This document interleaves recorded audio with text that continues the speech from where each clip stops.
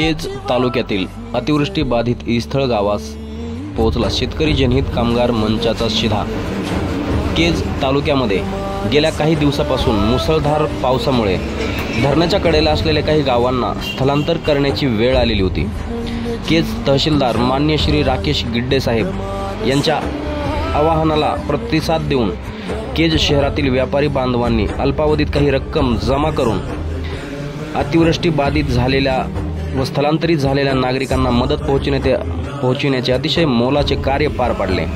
यामध्ये अनेक संघटनांनी पुढाकार घेऊन मदतीचा हात पुढे केला। अडचणीच्या काळामध्ये माणूस म्हणून माणसांनी एकमेकांसाठी कामी आले पाहिजे हा ध्यास मनामध्ये ठेवून अनेक नागरिकांनी मदतीचा हात पुढे केला।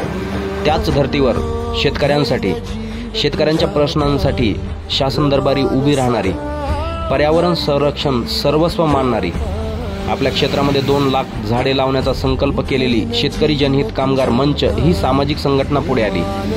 केज तालुक्यातील इस्थळ हे गाव 1200 उमऱ्यांचे या गावातला काही भाग अतिवृष्टीमुळे पाण्याखाली गेला होता।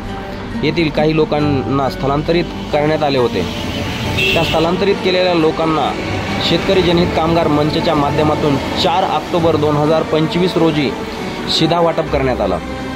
यावेळी गावचे सरपंच, उपसरपंच श्री निखिल काळदाते साहेब, गावचे तलाठी, ग्रामसेवक व काही नागरिकांनी गरजू व्यक्तींना सदरील शिधा शिस्तबद्ध पद्धतीने वाटप करण्यास पुढाकार घेऊन मदत केली असल्याचे शेतकरी जनहित कामगार मंचाचे तालुकाध्यक्ष अतिक सय्यद यांनी सांगितले।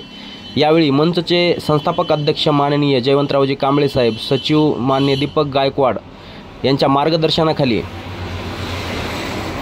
जितेंद्र गायसमुद्रे, पांडुरंग कसबे, श्रीपदी साळुंके, शिवाजी राठोड व इंद्रजित डोंगरे यांनी या ठिकाणी उपस्थिती लावलेली होती।